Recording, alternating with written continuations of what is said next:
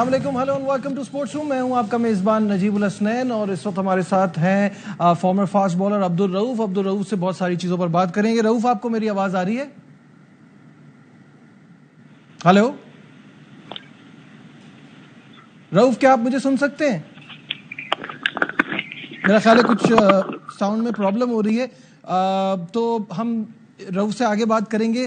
फिलहाल जो लाहौर में कौमी क्रिकेटर्स के लिए कैंप लगाया गया वो खत्म हो गया, उस हवाले से हमें बात करनी है और जानने की कोशिश करनी है कि इस कैंप का मकसद क्या था। पहले आपको दिखाते हैं वो रिपोर्ट। नए हेड कोच का पाकिस्तान टीम का बैकअप बनाने की तैयारी। 3 रोजा कैंप में क्रिकेटर्स ने भरपूर जान मारी।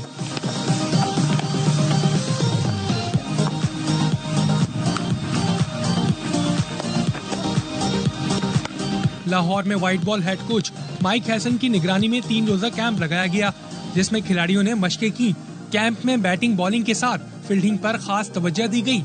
हेड कोच ने कहा, व्हाइट बॉल टीम में ऐसे खिलाड़ी की जगह नहीं जो अच्छा फील्डर ना हो। You know, that's just part of evolution. For me, fielding is critical. You know, in white ball cricket, there's no room in a squad for somebody to come field. You know, you just can't hide people in the field these days. So that'll be a real push for me. Camp के लिए 22 players को बुलाया गया, जिसमें बाबर आजम, मोहम्मद रिजवान, शाहीन आफरीदी और अब्दुल्ला शफीक भी शामिल थे।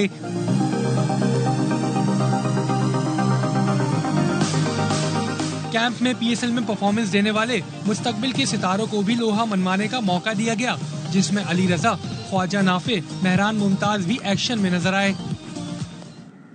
ठीक है जी, former fast bowler Abdul Rauf अब हमारे साथ हैं, अब उनसे राब्ता हो गया है। रऊफ, अब आपको मेरी आवाज आ रही है?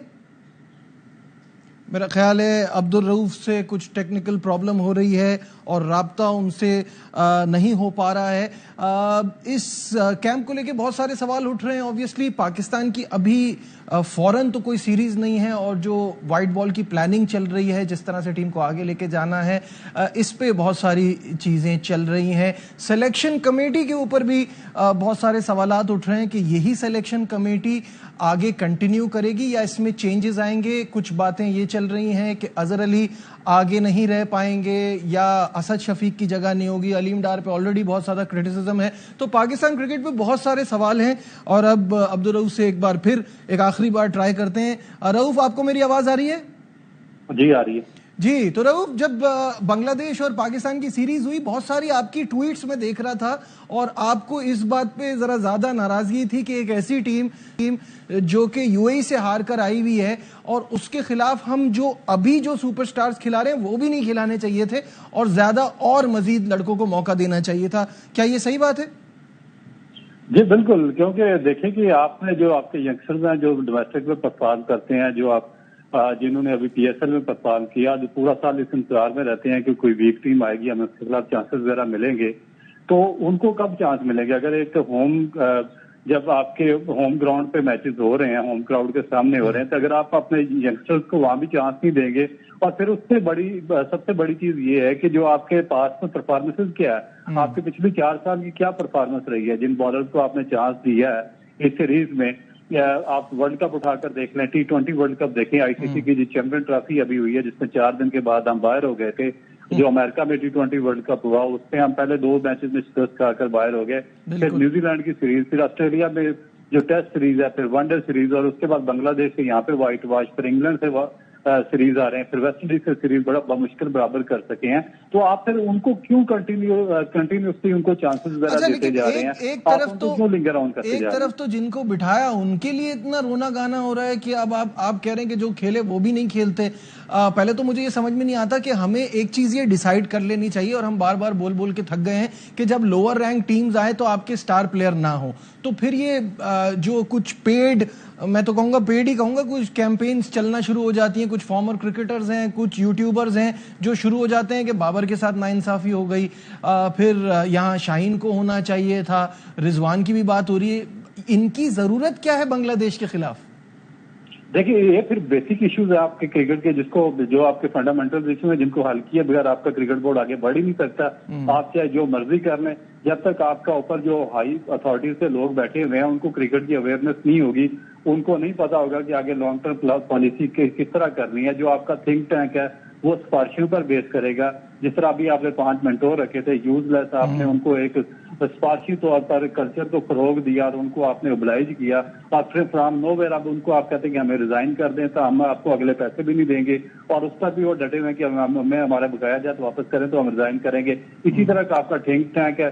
आपने देखेंगे जो ऑस्ट्रेलिया में आपकी टीम थी वो किधर है, जो जिम्बाब्वे लेकर गए हैं वो यंगस्टर्स किधर चले गए, जो साउथ अफ्रीका लेकर गए थे वो किधर चले गए, अच्छा, अभी जिनको आपने पीछे आईसीसी चैंपियन ट्रॉफी में खिलाया वो किधर चले गए।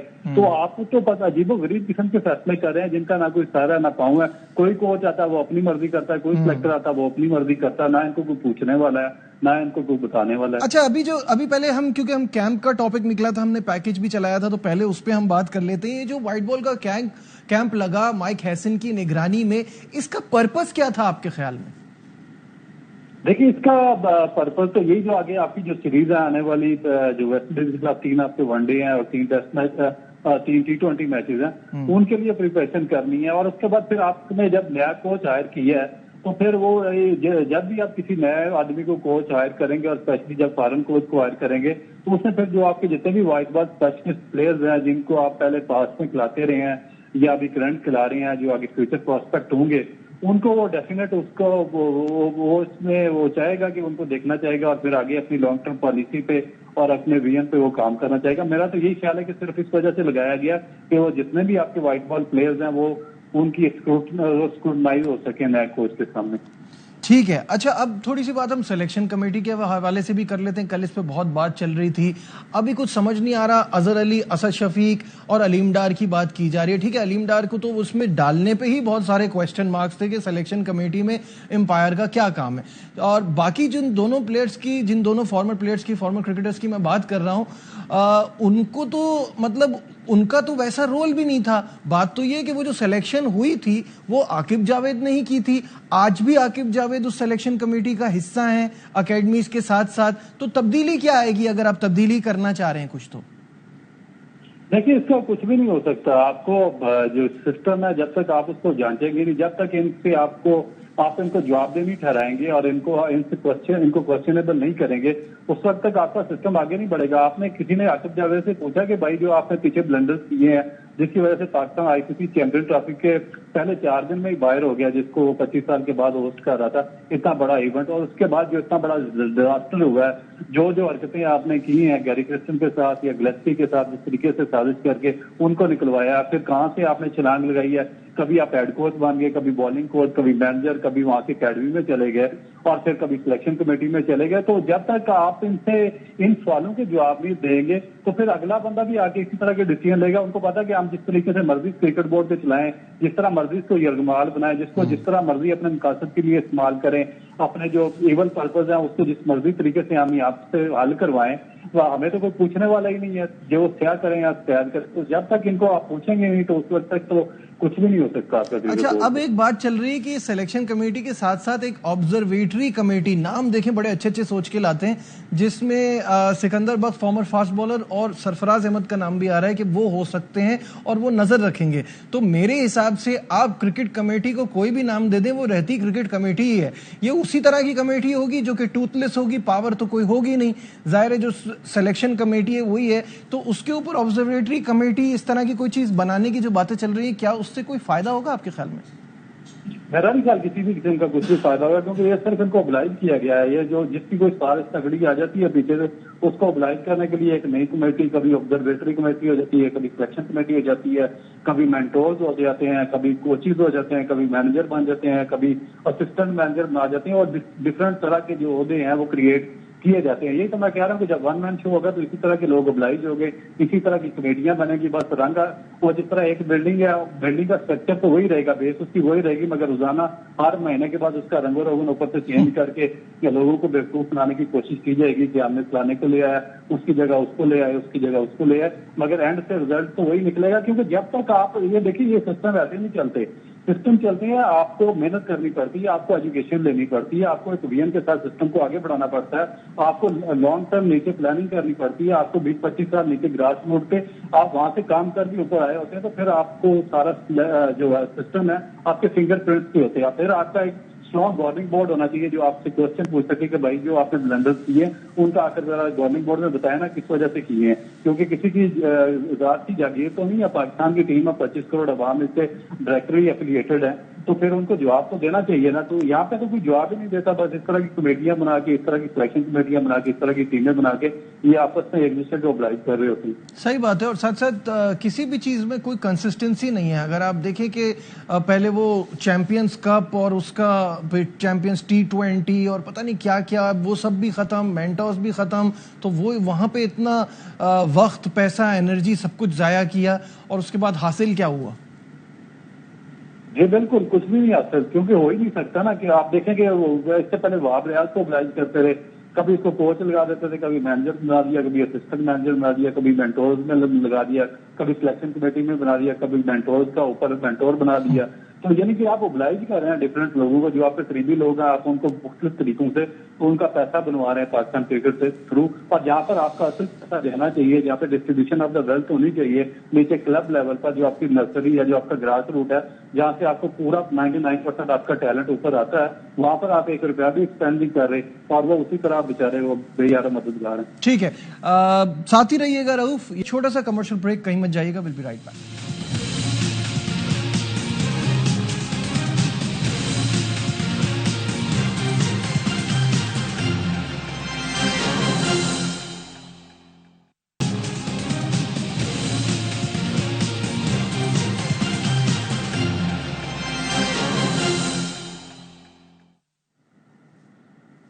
Glad to have you back once again to sports room. और अब्दुल रऊफ हमारे साथ हैं, उनसे बात चल रही है। साथ साथ आपको बताऊं कि माइक हैसन ने कहा है कि ऐसी टीम बनाना चाहता हूं जो लोगों के दिल जीते, जिसको लोग दिल से इज्जत करें। उन्होंने कहा पाकिस्तान में बहुत सारे मसाइल हैं, लेकिन चीज़ों को हैंडल करके ऐसी पोजीशन में लाना चाहता हूं कि मेरे जाने के बाद भी वो जो है आगे चीज़ें सही तरीके से चलती रहें। क्या कहना था, आइए आपको दिखाते हैं। Back to trying to maximise talent. You know, that's the role of any head coach, and I guess I do that by building relationships. You know, coaches at any level, and particularly Pakistan, have been exposed to lots of different coaches. You know, they've been told lots of different things, they've tried different things, but they've ended up where they are for a reason. You know, I know how Salman Aliaga trains, I know how he works, how he thinks. Look, I'd like the Pakistan public to go, hey, this is a great team to watch. This is a team that we have a huge amount of respect for, and I think if I can leave that sort of legacy, because I think when you leave, when you leave things fall over, then you haven't done a great job. For me, it's about building that succession planning as well. Rauf, मैं ये जानना चाहूंगा, mic Hesson बहुत अच्छे plans और बड़ी एक अच्छी सोच के साथ आए हैं, लेकिन यही चीज मुझे जेसन गैलिस्पी में भी दिखी थी। मैंने उनका इंटरव्यू भी किया था, उनसे बातें हुई थी, तो वो बहुत होपफुल थे कि वो पाकिस्तान की क्रिकेट को आगे लेके जाएंगे। और ऑब्वियसली इसी तरह का गैरी कर्स्टन का भी पीछे का एक्सपीरियंस है। तो पाकिस्तान के साथ ये फॉरेन कोचेस आते तो बड़े प्लान्स के साथ हैं, तरीके तो बहुत सारे सोचते हैं, लेकिन कामयाब क्यों नहीं हो पाते? देखिए, बेसिक इशू ये है कि ये लोग भी प्रोफेशनल है, और ये भी पैसा, डेफिनेट पैसा बनाने के लिए आते हैं, और ये किसी एक जगह पे स्टे करने के लिए नहीं आते, क्योंकि ना तो ये उम्र के हिस्से में है कि एक बहुत लंबा यहाँ पे स्टे कर सकते हैं, और ना ही इनमें इतनी कोई कैपेसिटी है, ना इतनी एबिलिटी है कि ये जितना भी पाकिस्तान का इंफ्रास्ट्रक्चर है या ग्रास रूट स्ट्रक्चर है उसको ओवरऑल कर सकें। तो इस वजह से फिर इनका फेलियर हो जाता है। फिर क्योंकि इस सिस्टम में पैसा बहुत ज्यादा आ गया, फिर हमारे साबका प्लेयर्स की भी एक लॉबी है, जो जिनके बारे में जेसन गिलेस्पी ने कहा था कि ये क्लाउन्स हैं और ये बैठे हुए पीछे बैठकर साजिशें करते रहती हैं। तो इनको भी ये टेस्ट लग चुका है, काफी कोई 8, 10, 12 लोगों का ग्रुप है। तो ये फिर एकेडमी में इन्वॉल्व होती हैं, कभी मेंटोर्स बन जाते हैं, कभी कोचिंग स्टाफ में आ जाते हैं, ये इनके खिलाफ साजिशें शुरू कर देती हैं, और फिर इनको इनके कदम यहाँ पे जमने नहीं देते। इशू ये है कि जब ये इस तरह के बयान देते हैं तो उसका आपको पूरा बैकग्राउंड देखना चाहिए, क्योंकि ये न्यूजीलैंड की नहीं है, कोई आपकी 1-1.5 करोड़ की आबादी नहीं है, और वहाँ पे एजुकेशन सिस्टम इतना ज्यादा स्ट्रांग है कि हर बच्चे को वो उठाते हैं यूनिवर्सिटी, कॉलेज और स्कूल लेवल से, फिर उसकी ग्रूमिंग करते हैं, फिर उसको सिस्टम का हिस्सा बनाते हैं। यहाँ पे नीचे सारे का सारा जो आपका सिस्टम है, इंफ्रास्ट्रक्चर है, वो कोलैप्स है। जब तक ये मुझे इसलिए इनकी हर बात झूठ लगती है, वजह की ये है कि क्योंकि इन्होंने तो इनको तो पाकिस्तान के पूरे शहर में फिरे ही नहीं है, ना डिस्ट्रिक्ट में गया, ना रीजन में गए। इनको तो ये तक नहीं पता कि पाकिस्तान के टॉप के रीजन कौन से हैं, पाकिस्तान के कौन से जो रीजन रहते हैं जहाँ से सबसे ज्यादा जो प्रोटेक्शन पाकिस्तान की, ये तो इनका काम भी नहीं है ना। इनके साथ जो टीम लगाई जाती है, जैसे अजहर महमूद थे साथ, वो जेसन गिलेस्पी को समझाते ना, जब अजहर महमूद कहेंगे कि आपके पास वर्ल्ड क्लास स्पिनर नहीं है और बाद में आप फिर स्पिनर से मैच जीतते हैं, तो he is making us all look bad. तो प्रॉब्लम ये है कि जो लोग साथ लगाए जाएं वो तो ऐसे हो ना जो इनको सही तरीके से गाइड कर सकें। देखिए जी, साथ ये फिर पाकिस्तान क्रिकेट बोर्ड के जो अहदेदार है, मैं इसलिए बात करता हूँ कि ये असल मुद्दा तो इनके आता है ना कि ये क्या कर रहे हैं, ये ऐसे लोगों को क्यों साथ ओब्लाइज करते हैं, सिफारिश पे क्यों ओब्लाइज करते हैं, जिनके ऊपर अथॉरिटीज के साथ रिलेशन होते हैं उनको क्यों ओब्लाइज करते हैं। पाकिस्तान क्रिकेट को, पाकिस्तान के स्पोर्ट्स को बर्बाद करने के लिए, अपने जो यंगस्टर्स हैं उनके फ्यूचर को बर्बाद करने के लिए उनको इस्तेमाल किया जाता है। जो आपके यहाँ पर लोग हैं, आप जो काबिल लोग हैं, जिनकी रूट्स हैं यहाँ पर, आप उनको क्यों नहीं साथ इस्तेमाल करते, जिनको पता है कि आप ऑनेस्ट हैं, कभी इस तरह की जो फजूल किस्म की एक्टिविटीज है उनमें भी वो पार्ट नहीं रहे। फिर जिनको पता है कि पाकिस्तान में कौन से स्पिनर है, असगर कौन है, रजा हसन कौन था, फिर अली उस्मान कौन था, फिर और जो आपके पास उमर खान था, ये जो 8 स्पिनर आपने जाया किए वो कौन थे, जिनको नॉलेज होनी चाहिए, फिंगर टिप्स भी होने चाहिए, जो बता सके कि हमारे पास शादाब खान के अलावा भी टैलेंट है। तो ऐसे लोगों को तो सिस्टम से दूर कर दिया जाता है। तो ठीक है रऊफ, एक आखिरी सवाल मुझे बताइएगा, under the leadership of Salman Ali Agha and Mike Hesson incharge, आपकी जो वाइट बॉल की टीम्स हैं वो आगे जाती हुई आपको दिखाई दे रही हैं? देखिए, इसमें तो कोई डाउट नहीं है कि सलमान अली आगा बेस्ट प्रोस्पेक्ट थी जिसको कप्तानी के लिए इन्होंने चुना व्हाइट बॉल के लिए, और उसकी परफॉर्मेंस आउटस्टैंडिंग है, कैप्टनसी बहुत अच्छे तरीके से वो फ्रंट पे लीड कर रहा है। माइक हैसन में भी कोई डाउट नहीं है क्योंकि उनका भी काफी ज्यादा एक्सपीरियंस है, मगर उनको एक इजी एक्सेस इसलिए मिली हुई है कि एक बांग्लादेश की टीम जो आपको पता है कि यूएई से पूरे तरीके से हार के आई है, फिर उनके मेन स्ट्रीम प्लेयर्स भी नहीं आए, फिर आगे वेस्ट इंडीज की एक निस्बतन वीक टीम जो पाकिस्तान का व्हाइट बॉल का टूर करेगी, तो थोड़ी सी उनको इजी एक्सेस है। जब अच्छी टीमों के खिलाफ मैच आएंगे इनके या तब पता चलेगा, तो फिर इनका असर ठीक है पे शुरू होगा। बहुत बहुत शुक्रिया, आप फास्ट बॉलर हमारे साथ थे और बहुत सारी चीजों पे अपना एनालिसिस दे रहे थे। आज के प्रोग्राम में बस इतना ही, दीजिए अपने मेजबान नजीबुल हसनैन को इजाजत, अपना बहुत ख्याल रखिए, अल्लाह हाफिज।